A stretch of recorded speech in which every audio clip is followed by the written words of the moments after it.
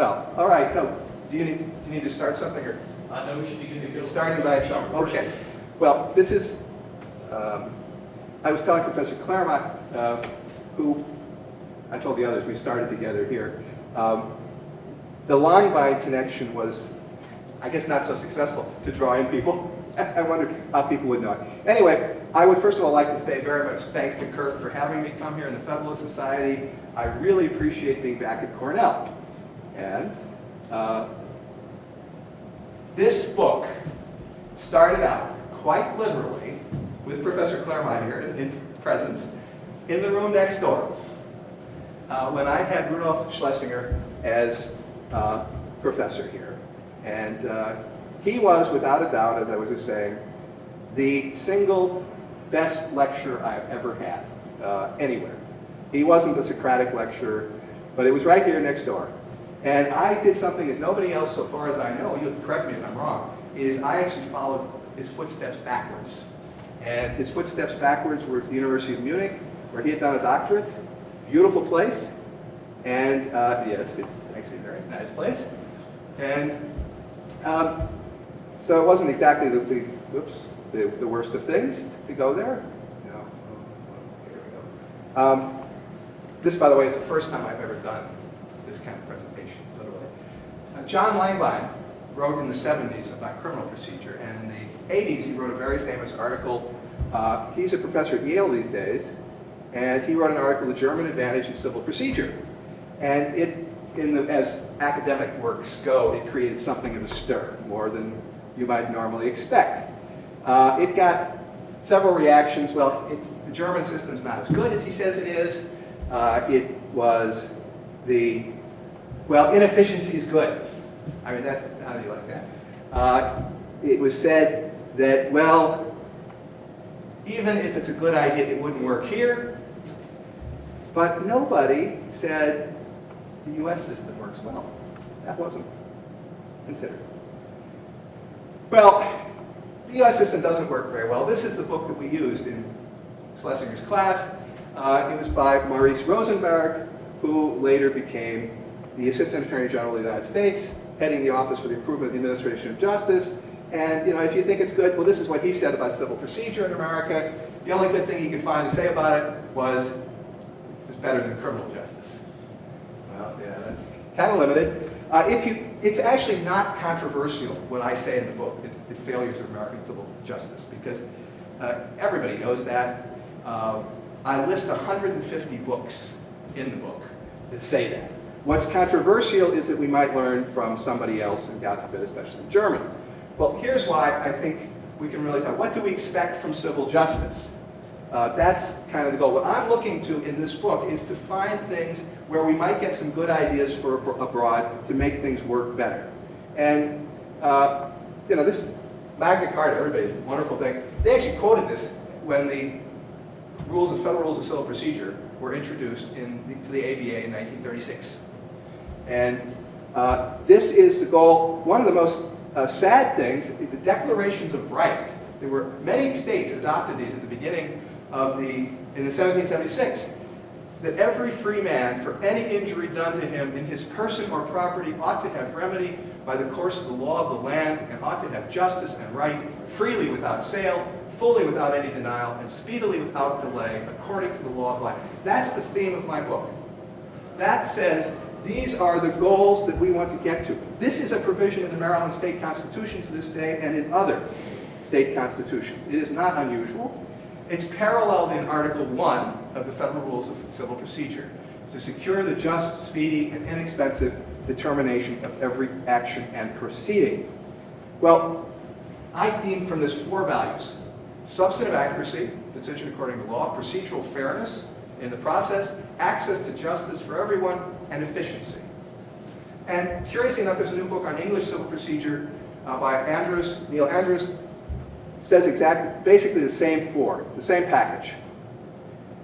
Well, other people say there are other purposes to American civil justice. I think this is mostly an excuse for not doing those 4 things well. People like to talk about, well, it's procedural justice, that's a good thing. And, well, you can argue about that. It's better not to shoot each other, I guess. People talk about we make law with it, but now I think if you want to make law, maybe the legislature is the place to go, or perhaps a constitutional court. Then we also use it to make and enforce public law. Well, all of those are three things. I've gotten a lot of people responding to the book saying that you should take that into account. But I'm not looking to compare the systems to say which one's better.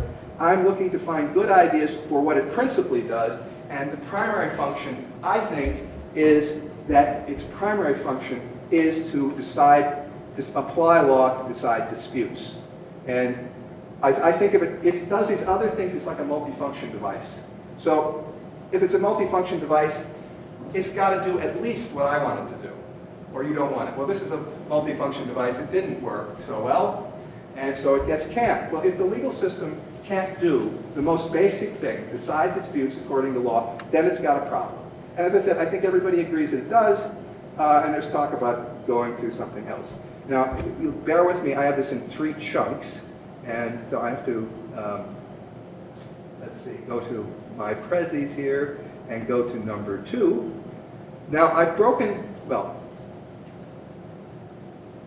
this up into 2 groups here.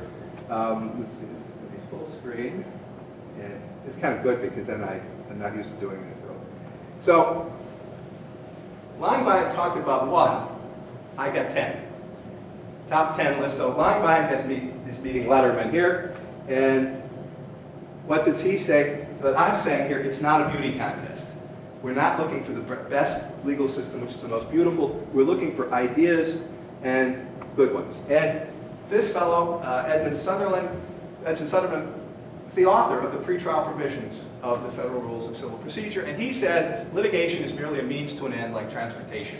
And the same test should apply to both. No American objects to the use of the diesel engine because it's of German origin. In every field of human activity outside of the law, men are constantly searching for new and better methods, overcoming the barriers of language and forgetting the prejudice of nationality and right. Now, I didn't put in here, by the way, the 4 values that I picked out.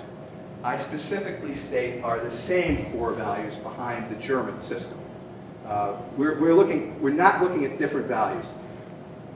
One of the things that I want to talk about right now, in the first 6, are things that are civil justice kinds of things. They're system issues, and this is where the United States has never really put together a system of civil procedure, really a system of law. So nobody ever sat down and made a system of the common law, the average law, the mundane law, the garden variety law. We don't have a system.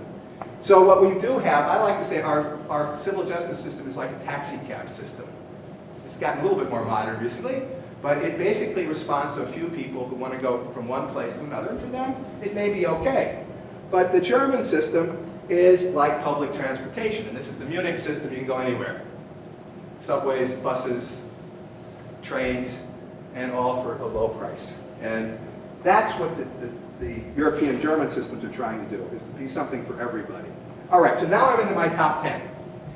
Number 1, first 6 are civil justice items. I'm not doing this the way Letterman does. These are basically civil justice and then civil procedure, but they're sort of, as you go through, logically, civil justice. Legal rules seek justice through statutes. You'd think that that was obvious, but there's a new book out, well, it's fairly new, Frederick Schauer? Mm-hmm. It's called New Introduction to Thinking Like a Lawyer, New Introduction to Legal Reasoning. The word justice does not appear once in the book, other than as a designation for a member of the United States Supreme Court. Not once. Justice is essential, and it is through statutes above all. Well, we tried in the United States. It's not like we didn't do this. We believe in fact, our Constitution is one of the very first written documents of its type, and its purpose, after a more perfect union, was to establish justice and to promote the general welfare. So it's not new. That's perfectly American. And the person who signed both the Declaration of Independence and the Constitution, James Wilson, within 2 years of the Constitution being adopted, was hard at work trying to put sense into the laws of Pennsylvania. It didn't work, but he was a codifier early on, as they would say. And he wasn't the only one. Who made American law more than Joseph Story? Professor Claremont will say that he made American law, not Marshall, but Joseph Story. Joseph Story was pretty much of a backer of codification, and he headed up the 1835 codification thing. David Dudley Field, he tried forever to codify law. And of course, we know him from the rules of the New York Code of 1848. In the 1880s, the ABA reported the law itself should be reduced so far as possible to the form of a statute. So, yeah, this is nothing new. And in fact, we've had principally statutes. Well, elsewhere they've done things better. We've got 3 codes and great codes, and maybe a 4th one coming. We, of course, Justinian, 529, Napoleon, 1804, and these are separate series of codes. The German codes, 1896 and before, and now maybe there's going to be a European Union code. That'll really be something. Yet to happen, but it may. What do we have? Well, I've got a new report to an international congress, and it's on codification. Well, I can't write about codification from America. I have to write what we have instead of codification, and I call it laws without order. Well, laws without order, we recognize this back in 19th century, Puck magazine. Yeah, look at it. Puck magazine. Wonderful source of stuff. That's our so-called code. Everything from anthropology to war, A to W. I mean, that's how we organize things. And it only gets worse when you look at CFR, 25 feet. And, well, the OECD took a look at this 10 years ago, and they said the principal problem in the United States, the most severe regulatory problem, is the quality of primary legislation. It's terrible. And it is. Sorry, it is. Well, number 2, civil justice is accessible, independent of wealth. Of course it should be. I mean, why wouldn't it be? That's what we promised in the Open Courts Clause back in 1776. You may have heard about this fellow. He's Joel Barlow was the one who said Christianity is not the religion of the United States, more or less. And he was known with Paine as among the most published Republicans of the time. To hinder any man from bringing a lawsuit that is just is a crime of the state against him. So he was well behind that. In 1892, 100 years later, Barlow had been telling people America does it better. And you guys in Europe, you rich people in Europe ought to do it better. Well, by 1892, they certainly did. By 1892, you had a right to legal aid in France, to Germany, and this is an article from the American Law Review from 1892, an American in Paris saying if you don't have any money in Paris, you can get legal aid. And at that same year, we made the promise again, our Pledge of Allegiance to the flag, liberty and justice for all. And yet, do we have a right to legal aid? No. It should be a right and not charity. And we recognize its importance. That's the main entrance, now closed, of the Supreme Court of the United States. Equal justice under law. And it's a right because it's part of the social contract. And why is it a right? Why is it? Because what do you do? We trade off. Civil justice is so you don't have a reason to go shoot me to get what you want, your rights. I mean, we had all sorts of things. This goes back to the earliest of laws of the Anglo-Saxons, with ways to eliminate people using self-help. And the trade-off only makes sense if you have a civil justice alternative. And you don't. So in other countries, it is a right. German Civil Procedure Code of 1877. A party who's not in a position to pay the cost of litigation is to have his application for legal assistance. That's 135 years ago. In the European Human Rights Convention of 1949, in the determination of civil rights and obligations, everyone's entitled to a fair and public hearing. In 1979, the European Court of Human Rights held that meant you had to get legal assistance. Now, recently, it's explicitly legal aid shall be made available to those who lack sufficient resources. That's the Charter of Fundamental Rights of the European Union. Well, we're no worse than they are we? We agreed to the Universal Declaration of Human Rights. It was Eleanor Roosevelt who was behind it. And that says everyone is entitled to full equality to a fair fair and public hearing by an independent and impartial tribunal in the determination of his rights and obligations. It's not a no-brainer. And finally, 2010, the American Bar Association, Model Access Act, in certain limited cases, a right to legal aid in where it affects basic human needs. 2011, Supreme Court, no right, sorry. No right. Well, anyway, moving right on. Those in the right are not burdened with high litigation fees. Also spoken, loser pays. Of course the loser should pay. I was surprised. I gave a lecture last night on this to my class. In previous year classes, my American students sort of couldn't understand that that would be normal, but this student gave the answer that I said, well, that's right, you get an A. It's a matter of right. If you take my chocolate cake and hand it back to me less a quarter, that's not fair. That's my rights, but eaten up to a quarter. If you take it and won't give it back to me at all, and I have to go hire a lawyer, and he said, I'll take a quarter of the cake and give you the rest, I haven't gotten my right. I've been shortchanged. I have been denied my right. Loser pays is accepted in just about everywhere else in the world. So the English rule, which we call loser pays, is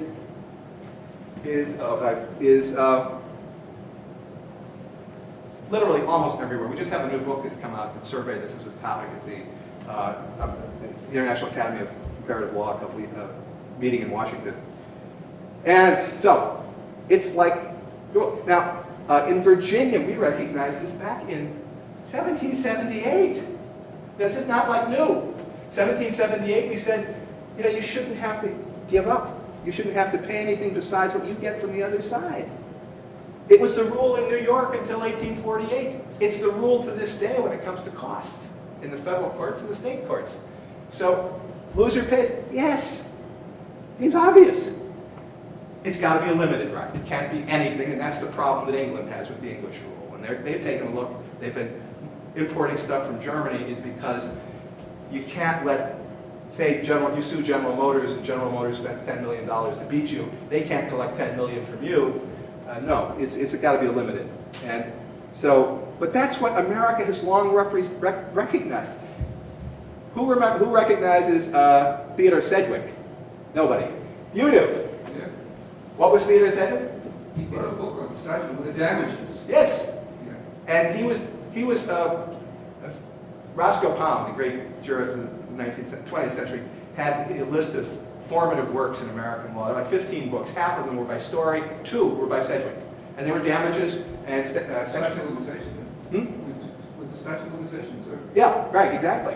And he happened to be a law office associate of David Dudley Field, and he wrote the first treatise on lawyers' fees in America. This is 1840, and that's basically what he said, is loser pays, and by the way, but you only have to pay for a reasonably good attorney, not for Johnny Cochran. And at the same time, David Dudley Field said, 1842, before the New York House of Representatives, scarcely anyone will object to the proposition that the losing party ought to indemnify the others so far as he can. So this is nothing strange, and in fact, we've never adopted the other rule, but the consequence of not having it is this, and that is fake lawsuits for damages, a crying need to suppress the shyster, and here in back, it says, notice to ensure against the bringing of frivolous or blackmailing suits, lawyers will hereafter be held responsible for the costs in all suits brought by them. They don't have frivolous lawsuits where the loser has to count on getting. By the way, though, the loser who has to pay twice in Germany typically will pay less than the winner in America. All right, moving on forward. This is also not controversial. Judges should be professionals. Wisconsin, I just was reading, was talking about going back to that idea. Nothing new. We know about the ills of judicial selection. Judicial selection in the United States was by the governor and the legislature until the 1840s. It was only in the 1840s that they shifted to elections. It was not a great idea. The American Judiciary Society was founded in 1913 basically to get professional judges. And they've been working at it ever since without a whole lot of success. This is their list of where it's what combinations you have is kind of depressing. We know what the consequences are. I mean, you know, who doesn't? You get Judge Frank Cox? No way. You know, that's what's going on. Fighting for my bench? Thank you. Yes. Unfortunately, sometimes the thank yous get a little bit too helpful. And so we oh, maybe not a good idea to let somebody who got $3 million vote on this case. But in Germany, they don't do it that way. They have professional judicial selection. That's 2 pages, basically your job description of the qualities that they're looking for in judges. And if I'd been in Germany, I would have been a judge, because you do it right out of law school. And you know, it's kind of, you get hired as a judge. None of this, were you a congressman's, there's senators, roommate in college, or something like that. Education is also a big issue. We don't educate our judges to be judges. You know, they've just taken out of practice experience. In Germany, all lawyers are educated to be judges. Everyone. They complain about it. But in order to become a lawyer in Germany, you must prove that you have the qualification to be a judge. So out of law school, not in law school, the first year out of law school is spent in the courts learning to be a judge.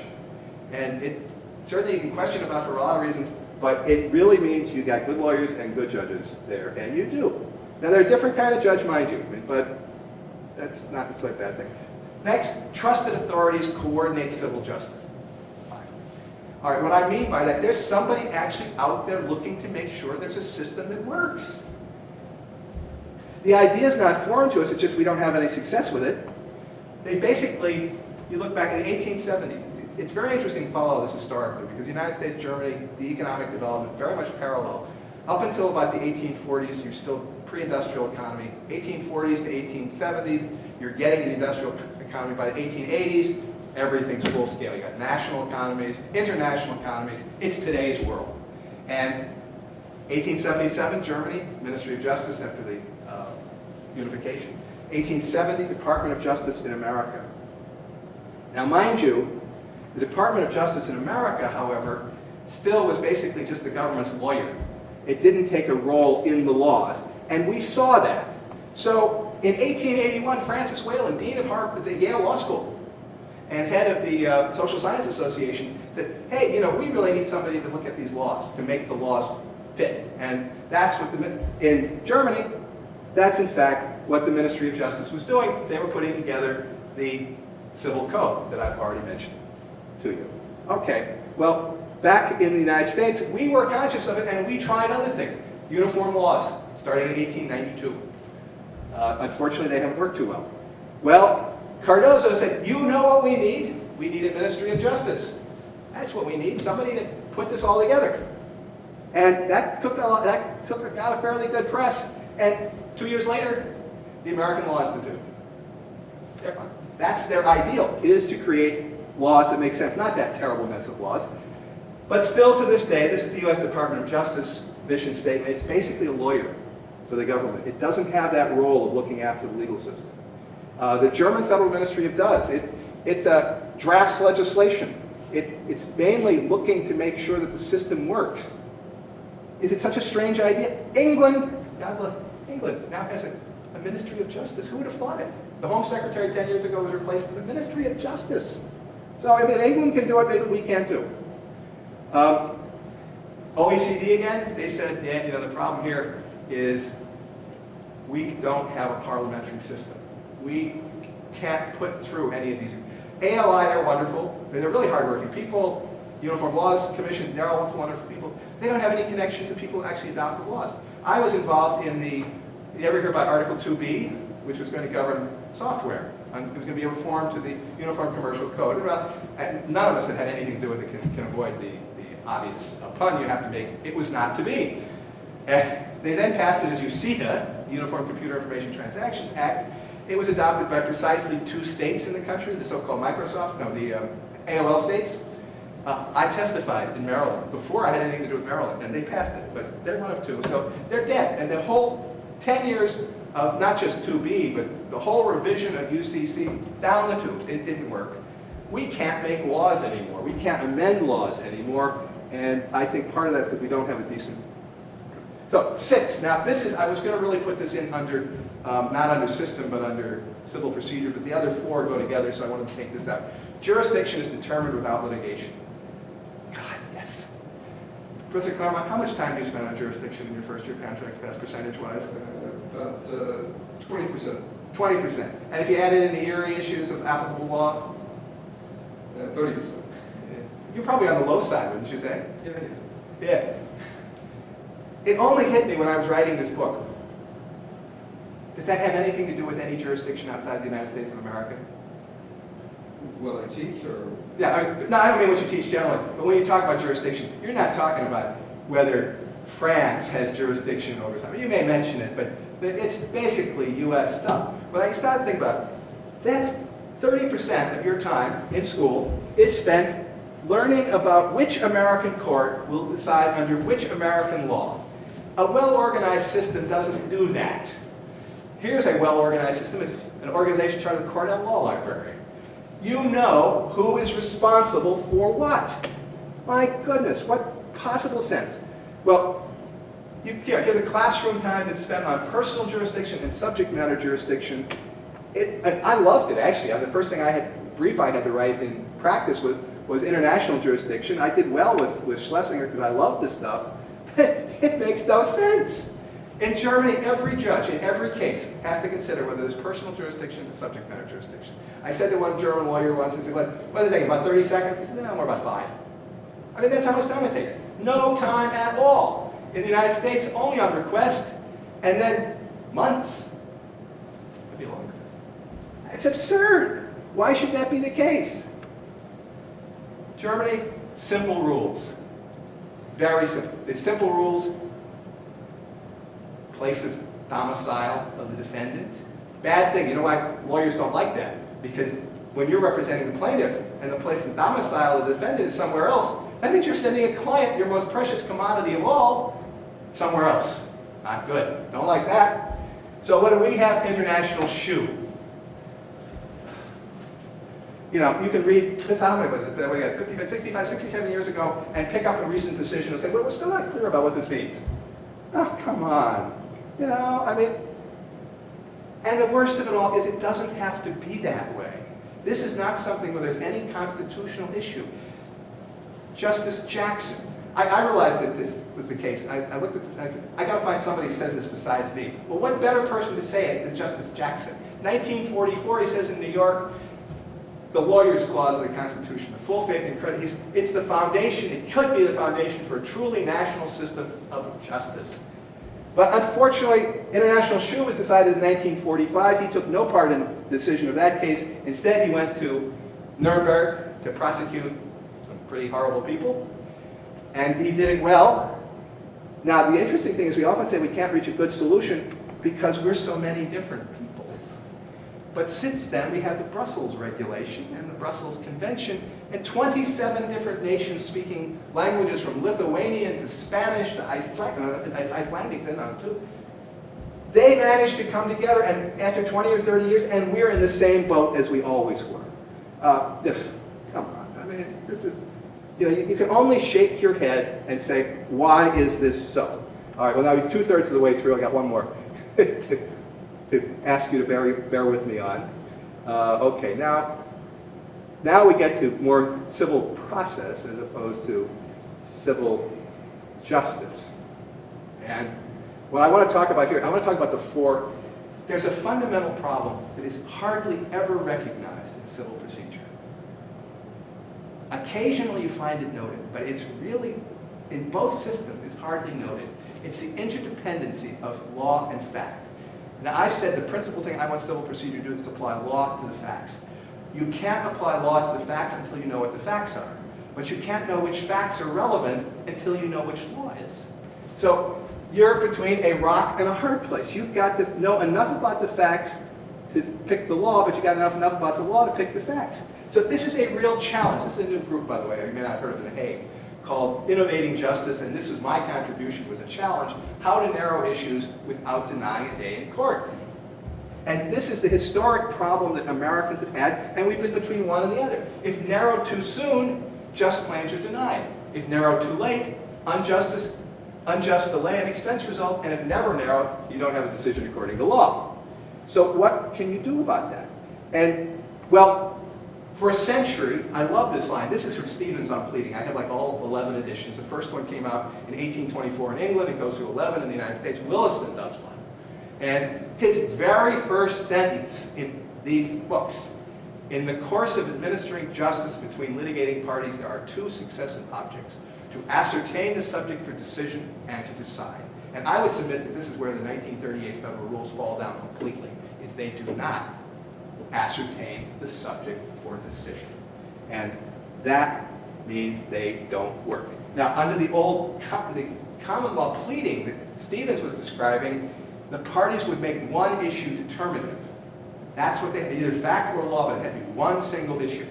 But of course, that didn't reflect the reality of people's lives. People's lives were too complicated, there were too many different things floating together, and so we started to get rid of it in 1848, and later it was said to be rankest, the fruitful mother of rankest injustice, and we went to code pleading. Because you have a right to be heard. That's the most fundamental thing about civil justice, is a right to be heard. Well, code pleading, also known as fact pleading, sought to give you an opportunity not to close the door too soon. The problem was, very quickly, the Supreme Court said, oh, now they got a dozen claims. 50 claims in this case. It destroys, they used the term sciolorist, I don't know, I hadn't known before this.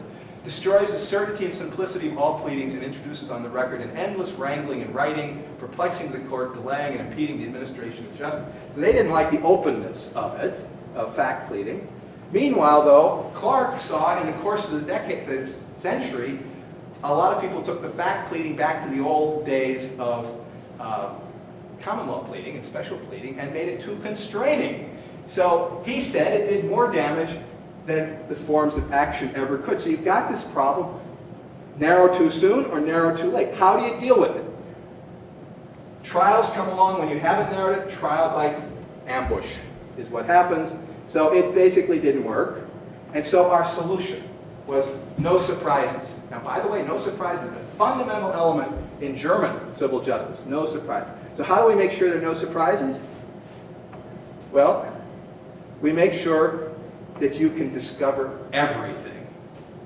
Everything under the sun. And Hickman versus Taylor helped that out. Now, that wasn't the intention in 1938, mind you.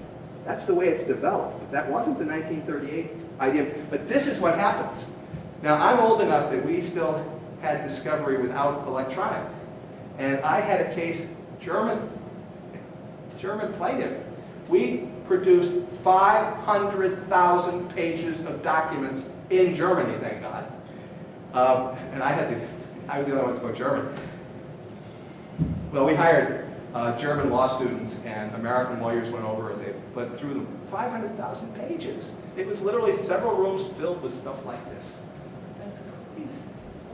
And now with the electronic, what's the point? Well, innovation, there's a better way. Hey, guess who? Surprise, who do you think has it? Let me see. Well, a better way is, it's no surprises as a rule in Germany. It's, if a party has been surprised, that's practically a ground for appeal. Because the judge lets the parties know beforehand how the judge, at least the basis for the judge's decision. He won't say, I'm going to decide this way, but you had better plead something. I had a wonderful case. In practice, you have very few jury trial cases in the United States, but I actually did have one. And at the end of the plaintiff's case, we moved to dismiss for failure to state a prima facie case. It was a case against Michelin USA for a supposedly defective tire. And we noted that the plaintiff had omitted to prove that our client had anything to do with the sale of this tire. And the judge granted the motion from the bench, and the plaintiff's attorney jumped up, picked up the tire, and said, Your Honor, the tire says on it Michelin, M-I-C-H-E-L-I-N. And the judge, without missing a beat, said, Yes, Counselor, and it also says on it, made in France. Well, in a German situation, that couldn't have happened. Because somewhere or another, the judge would have said, Counselor, are you going to show the connection to this? Let me know. Because what they're basically doing is they're trying to see if any particular claim is filled out. And over the years, it's become more and more important that they be more active than we have. Well, we could be more active. And it doesn't require as much a change as people might think. Now here's a typical run-of-the-mill American judge who describes the role of the judge as being an umpire. You know, just call the balls and strikes. That's what he said in his hearing, right? The German judge is not a baseball umpire, but the German judge remains a neutral umpire in every respect. You just got to change sports. Track and field. Track and field umpires, please line up here, come over here, I'm going to raise the bar, we're going to measure how far you jumped. It's just a little bit more active. But it's not any less competitive. Absolutely competitive. It's just simply guiding the parties in doing what they do and not just completely sitting back. So we can do it. Well, what specifically? Best practices, straight ahead. Yes.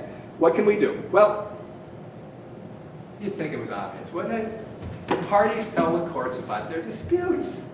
Of course. What else? But we don't. We never really have. The basic German motto is this Latin phrase, da mihi factum dabo tibi jus, give me the facts and I will give you your right. So you tell me what happened and the judge will assess it. So the lawyer's role is less in structuring the legal matter. Now the lawyer does contribute, but the responsibility lies principally on the judge. They have fact pleading, but fact pleading on steroids, substantiation. You have to tell the judge not only what facts are involved, but how you're going to prove them, what the basic evidence is going to be. From day one, the judge has an idea of what it is that's in dispute, what you're talking about. And the role of the complaint, though, it's guiding but not constraining. So it tells you what the general facts are. Its important role is to define the factual complex that's in dispute and not to evaluate it or to predict exactly what goes on. I think an easy way to understand it is to say it's a map, but it's not an itinerary. So it's telling you, here's the area, it happened to be what I had on the internet, the Dodecanese Islands, but it's not telling you how to go through them and where you want to get to. So it's helpful.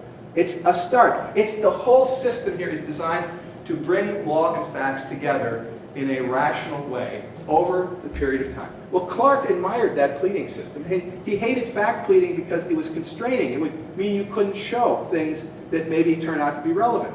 The American College of Trial Lawyers has now called for return to fact pleading. We may get the same problems again because, again, you got to relate those facts to those, remember the laws we talked about at the beginning. If the laws are all chaotic, well, you got a problem. Well, the judges should work with the parties to prepare the cases for decision according to law. One of the most remarkable things that I've seen in my years there is, guess what? In a German case, the first thing that happens after the parties have filed their papers is the judge calls everybody in and talks to them. What an idea. Parties, not just the lawyers, the parties. And says, what's going on? Notice how they're sitting opposite each other there. This is actually a little more formal. I couldn't find a picture of the less formal ones that I've been to. This is not an evidentiary hearing. It's a let's understand what's going on. It's cooperative, it's conversational, it's, hey, what's at stake here? What do we really care about? And it's different. This is how you would sit if there was a witness. You can see that's more formal. But that's not the way it is. It's basically this conference is trying to identify the possible grounds for recovery. So the judge will say, and the parties, they'll all say, well, we think there's a claim based on 242, 245, whatever. And then they try to thrash out then what they all agree on and what they disagree on and whether those are material. So right away, you've made it work a whole lot better because you're cutting it down to what are the material facts in dispute. This may have been what Sunderland had in mind with his pre-trial conference in 1938. And a New York Supreme Court justice said things like this in 1917. Are you really going to dispute this? Come on, what's really at stake? If you haven't been in practice, I've been in practice, to see the answer to a complaint is all these, I admit this little tiny point and deny knowledge or information about anything else. And it's a game. And there's no real sensible exchange of anything. nobody really knows what's in dispute. If you haven't actually been involved in, my frustrated academic career was helped out in one crazy sense in that I spent 10 years doing this. And once you know something else like this, I mean, you can only shake your head. Sunderland said the court should take this right after the rules came into effect, should take a hand, supplementing the proceedings and the discovery which the parties have obtained by direct interrogation of counsel or parties in the presence of each other with a view to eliminating issues through admissions or through the withdrawal of allegations or denials or by obtaining the consent of the parties to the limitation. That's what he had. I think he had in mind very much the German pretrial conference, and he had actually had experience with something sort of like that in Michigan. Only later did the pretrial conference degenerate down into now, well, how long do you need for discovery? That's not advancing the cause of deciding what happened. Well, number 9, judges oversee taking of evidence. Well, that seems logical, doesn't it? And that's what we used to do too, for a long time.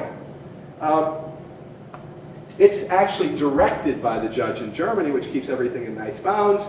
The parties apply to take evidence, but only on facts that are material and in dispute. So it's not I call a witness to talk about anything. I call a witness to talk about some specific element of that law that needs to be proved to establish my claim.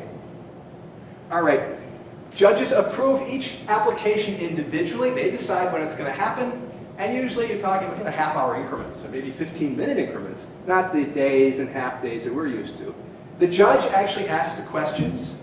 And American trial lawyers would go bananas about that. But remember, the judge all of this is oriented to whether particular facts fulfill particular elements of a statute. And that's what the judge wants to know about. And the parties then ask, judges are always present. Well, that would cut down, think how discovery would be cut down if judges were always present. Do you think they really want to spend all of their day listening to somebody asking these insensitive questions? The lawyers don't mind because they're being paid $500 an hour to do it. That's fine. Make it another couple of hours. But the judges won't handle that. We used to do this. We called it trial. We used to have actually questioning taking place in the hand. And we thought that was pretty important back in those days. Scalia still says the presence of the judge is what makes it adversarial and not inquisitorial. In the book I talk about this. The real inquisition is discovery in America. It's not the German system. They're not inquisitorial. We're inquisitorial. Read the book for that. I won't bore you on that tonight. And back in 1899, the United States Supreme Court, the judge is always present at the time of the evidence is given in it. This direction is an essential part of a trial. Essential. Not a bad idea. It's not a foreign idea what the Germans do. It's what we've always thought we should do. Last thing. Courts base their judgments on law and explain them. Could there be anything more logical, more simple than that? Why did you decide the way you did? And it's really important. And in Germany, this is what I tell you. You learn in that year after law school, you learn the judgment technique. That's what I learned. The smartest thing I ever did when I studied in Germany was not the first year when I was a typical university student. I was a university student the second year. But I said, hey, I got to go to the court and figure out what they do. And so I sat in on one of these things. And for the year, I attended the classes where the students learned how to do this. It's a justified judgment. But this isn't a strange idea to us.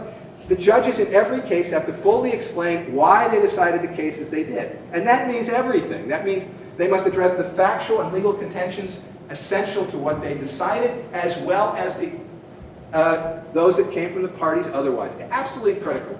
That's the art of the judge since at least 1877. That's what they think judges are really good for. 1877 when the code came into effect. This is like after German law schools, they go and they learn this thing. This is that referendar internship period where they learn that. And,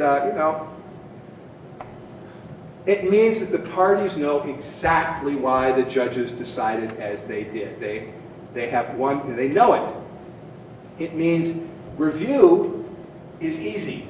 And it's not this cockamamie review of America whether they follow the rules or not. There is no review on the facts. It's did they get the right decision? And from this judgment, you can see why they decided the way they did. Now, we aren't averse to that. We have a slight problem because it's kind of hard to fit it into the jury, and we've never really tried to fit it in with the jury. Of course, jury trials, my son has a better chance of getting in Harvard than he has of getting a jury trial if he brings a case in the federal courts. It's not real high. Like there were trials of all sorts in the federal courts last year, around 3,000. Not very good. The federal rules, moreover, require findings of fact and conclusions of law for bench trials. Our law professor focus means we think about opinions of appellate courts. There is one wonderful book here. It's now in the 5th edition by Joyce George, Judicial Opinion Writing. It's the only book of its kind in the United States. There are dozens of these in Germany. It's telling a trial judge how to write these judgments that I've been talking about. A German could translate that German, a German could see that almost as a German book. It's that close. It's what our judges should be doing. Unfortunately, because we have so few trials, bench trials, they never really get to do it. But the book has one such bench trial. So, my conclusion, this was actually, it may have been given in this room. My last year at Cornell, there was a seminar and they invited Professor Schlesinger back to talk about legal aid. And that was before the latest improvement in Germany on it. And he concluded his speech by saying, the only people who ever stop trying to learn from the experience of others are those who think that they have attained perfection. And in their circle, surely we do not wish to be included. He's much more eloquent than I am, and perhaps more patient. But yeah, I mean, I cannot look at our system of civil justice and just shake my head. This is crazy. It's crazy, and here is why. And it's nothing strange or distant from what we do. It's what we do, what we could do, what we've wanted to do, if only we would do it. And then, it's not a minor issue. Most people can't bring suits in America that are justified. And the people, in business, you learn better to be defendant than a plaintiff. We surely could do a whole lot better. And I wish we would. Thank you very much for your kind attention. For an hour, longer than I, but thanks. So, if there are any questions, I would be happy to hear them. And you may also respond to me offline. The nice thing about the name Maxeiner, if you want to find my co-author from Korea or even my co-author from Germany, kind of difficult to do that on the internet. Lee's are quite numerous, including professors of law. Weber's are only slightly less numerous, particularly to go with judges. But Maxeiner, there are a few Maxeiners, but the only. You will actually find one C. William Maxeiner Professor of Law out at the University of California, Berkeley, who has the chair that my cousin endowed. Now, that's the only, but his name is Carol. So anyway, thank you very much. And yes? Well, how do you think we got here? Or how do you think, why do you think we stay here? Just vested interests, or I mean, yeah, no. It's basically it's not any kind of evil vested interest. It's just that's why I think the Department of Justice or Ministry of Justice is so important. It's because the bar started out weak in Germany. In fact, they nearly abolished it in the 18th century. So from the early times in the 19th century, you basically had a government sponsorship of this. They looked at it like they would any utility that you provide to people. Medicine is probably a good counterpart too. Is the government needs to provide reasonably decent services, education or roads, and this is just one of them. Whereas in the United States, it's always been in the hands of the lawyers. And I don't mean the lawyers are evil, but in one of my articles, I talk about how they're small businessmen, and they, as we are, who are employees, we have specific interests that we care about. And the first interest we care most about is where's the money coming for next week's dinners, and then and that means where are the clients coming from? Can the clients pay? And other than that, it's not so important. That's normal. It's natural. It's not evil. It's rather ordinary and unfortunate. But I think that's the reason. Nobody's ever really, the legal system is totally in the hands of the bar. And even if the bar wanted to do better, and actually it often does. I mean, the bar has lots of good projects that come along. But one of the crazy rules of the American Bar Association is you can't be president for more than 1 year. Now, how can you get anything done politically in 1 year? You can't. And even at that, the bar, while it's powerful in controlling what happens, does not have the clout really to create the system. Or when it does have the clout, the David Dudley Field's efforts were all killed by the organized bar. The Civil Code was passed 2 times by the full legislature, one by one of the houses. The 2 times it was passed by the full, it was the organized bar that killed it. They had the governor veto it. So it's, you know, it's us lawyers that haven't paid enough attention to making a legal system work. But like the fact that we don't have codes, it seems to me that there's something is driving that other than simply inertia or... That we don't? Yeah, I mean, you could say it's because we don't have a parliamentary system, but I mean, at some point you have to stop digging here and rebuilding the American way. Well, there's actually an interesting article by John Head out of Kansas who talks about why the United States doesn't have codes. There's another one, I can't remember the author name, Frenchman, as to why we failed in getting them. And one of the things it said is that Field failed in part because Field apparently wasn't a terribly nice person. No, he wasn't. And he was very much involved in defending Tammany Hall and Boss Tweed. And so some people said it failed because people just didn't like him. And even if it passed, it was adopted in California, but it really didn't get the treatment of a proper code. I mean, you need the institutions and the judiciary. The German judges, they're basically bureaucrats. That's okay. I mean, I like to say, when you go to the doctors, you don't want the doctor to say you're an interesting case. You want the doctor to say, oh, we've seen lots of these. Take 3 of these, come back on Friday, and you should be okay. And we really like the law to be the same thing. But the law, the only thing that the lawyers are interested in is their particular role. And we don't, our polity is in terrible shape because we have this cockamamie federalism system. Federalism is common, and the Germans have federalism, the European Union has federalism, but they don't do it with such free legislative authority. What is a uniform law here, and therefore rarely adopted by anybody, is over there a directive where they have to do it in the European Union. In Germany, it's even simpler. Breyer called the attention to this in the Prince case in Montana. Is in Germany, the federalism is based on basically national laws, but local implementation. They don't have a diversity issue or a federal state court issue because they only have state courts. The only federal courts are like the Supreme Court. And so that simplifies the administrative stuff, but it still keeps the decisions close to home. It's a subsidiary principle of the European Union. So they have done that. They have a governmental system that is basically functional. And unfortunately, I mean, we depend a lot on consensus. Never really worked. And lately, geez, the last few years.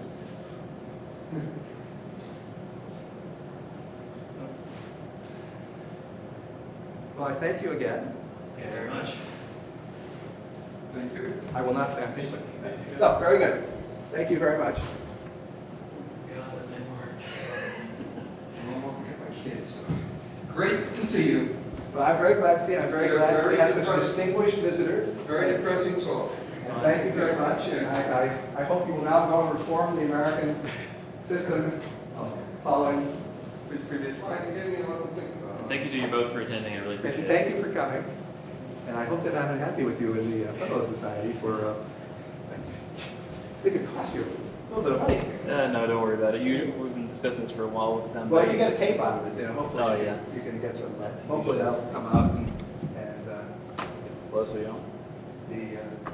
and it's good practice for me in any case. As long as you can practice that, but I'm But actually, I was a little worried about time, but it actually, usually I like to do about 20 minutes It's of still on. time to discuss, but since we were relatively few, it's just as well. Yeah, might as well, right? Oh, looks like we're good. Oh, shit. Wipe this down. What are you looking for? I'm just You're going to test the tape? Or Yeah, I not just- tape anymore. Well, it's not a test we can take, but as long as this is up, we're good to go. So that's very important. We are good. Excellent. So what I'll do is actually I'll be able to send you a link and everything like that. Usually we get a lot of people looking at it because, as you can tell, no one shows up there when everyone watches it online. Yeah. The provision of computers to people has made them rather lazy. Yeah, that's true. I was guilty of that anyway. Well, again, thank you very much for coming Well, down. thank you for having Yeah. me. I actually really enjoyed your book. I've been reading it. Finally, that I was able, now that the library has it, I was able to read it. Well, it's unfortunately extraordinarily expensive. My original publisher would have made it available for $30 a crack. Really? What happened with the publisher? Well, he read the book. I don't know if you've seen this. It's actually quite a good series. I was under contract to write the book with Carolina Academic Press, Yeah, really? which is a very good press for student stuff. I mean, it's much better stuff than West. Right. And the series is called Practical Global, and then fill in the blank. Civil procedure was this to be, but they have one in family law that's out, one in tort litigation that's out. And I told them the idea was 3 jurisdictions would be portrayed alongside each other. Why they picked 3, I don't know, but they thought that rather than 2. And so that's why I added Korea. I told them beforehand, now the other books that you've seen, the authors were people who were not comparatives. They were people who knew their respective systems but didn't know anything about the other system. I know 2 systems. I really don't even need the German co-author, although it was very helpful to have it. Right. And so I would say things. And they paid no attention to me when I said these things. And I said, would you like to see a draft? No. But then, when we were getting close to bringing it out, one, they told me I had to have it copy ready. They weren't going to do a copy edit, but I'd have to have it print ready. That was, I didn't count on that. It's rough, yeah. But at that time, I also told them I made a slight change in the title to Practical Global Civil Procedure Decision According to Law. And at that point, I said, well, what's that about? And so that series editor asked me to send him a draft, and I did. And about a week later, or maybe less, I heard from the publisher, not from the series editor, this is not what we had in mind. We had something a little more descriptive and a little less prescriptive. Why do we find that so better? The students, et cetera, et cetera. And I said, well, okay, that's nice, but sorry, this is what I've written. I'm staying by it. I really want to be prescriptive. Right. The thing is, this is not a little bit of, they're thinking, they have their way, we have our way, they more or less work the same. They don't. They're terrible. Ours is terrible. It is just terrible. And so anyway, I gently negotiated my way out of that contract because I didn't want them to screw up the book somehow. Right. And I really didn't want to change it. And the key question was, could I be sure that somebody else would publish it? Right. And who wants to write a book not knowing it's going to be published? Well, fortunately, I had a friend of mine who published a book, a very practical book I wrote 20 years ago, edited really, on advertising law around the world. Had since moved from Kluwer to Cambridge, Denver. And so I sort of said, well, John, I think it's something you might go for. He said, yeah, we might. And I also, at the same time, I'm a co-editor of a series of Springer, which you may not know, but is really one of the most prestigious, widely distributed academic press in the world. Really? It's particularly in the United States, it's mostly known in medicine. But Springer is huge, and it's really, really important. And now they're publishing, we have a series of law called Just Gentium, which I should mention, where we're publishing books about comparative law. And actually, the latest thing is comparative is going to be precedent in the Supreme Court of the United States. But this one book I just mentioned had to do with costs and fees, attorney fees. And so, anyway, I felt pretty sure since I was a co-editor of the series that I'd probably be able to get in my own series. Right. But I didn't want to do it that way because I'd rather be outside kind of thing. And besides, Cambridge is a whole lot better known in the United States. Oh. Springer. Springer is in law. In legal publishing in the United States, academic scholarly publishing are basically 4 presses, I think, that they grant. It's not hard to be, Cambridge and Oxford. So to be in the 4, that was better. So Right. it worked out. It delayed the book's appearance about a year. And it also increased the price of the book enormously, which makes it very hard to do a book that like this without being sellable to somebody.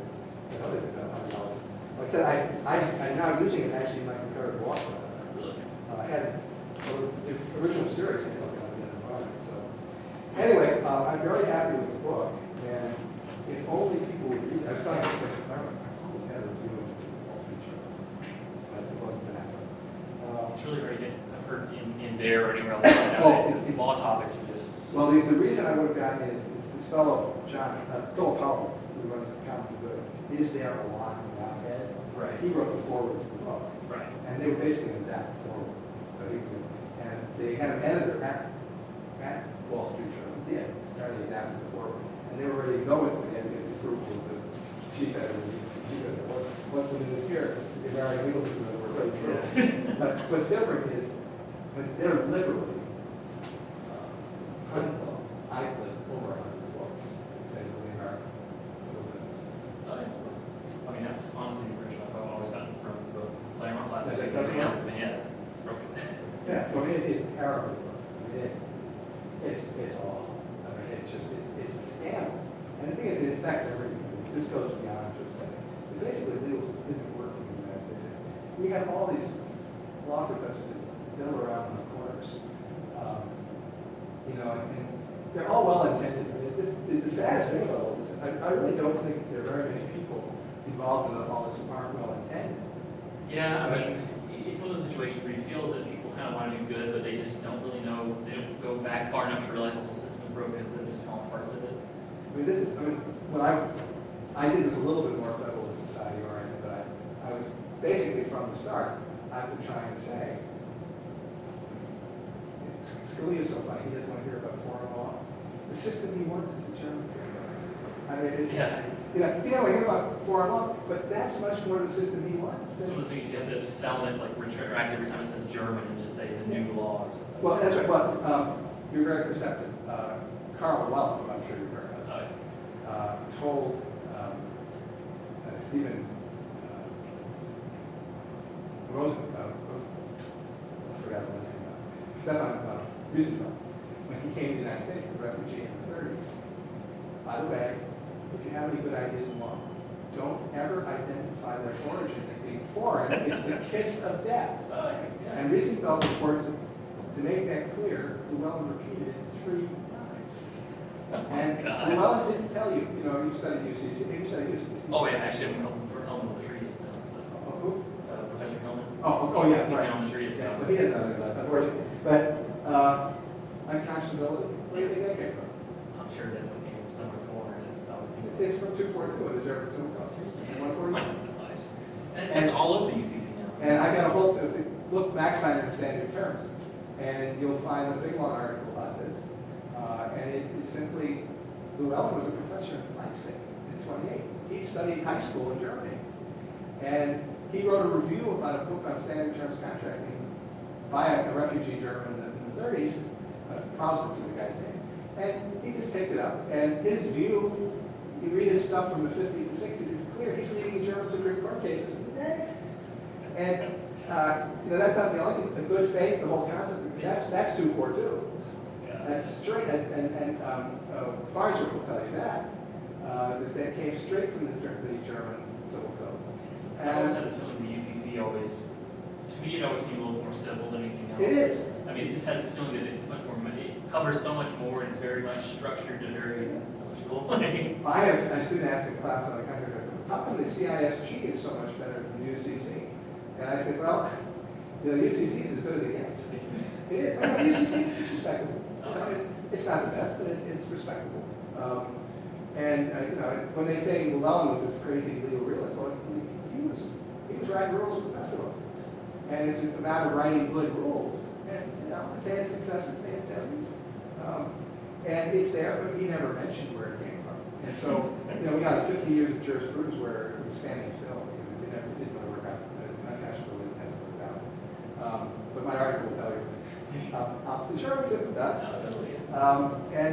If you just look at it, people think I'm a terrible Germanophile. Every area of the law that I looked at, and that's from when I came to Cornell in 1976, I guess.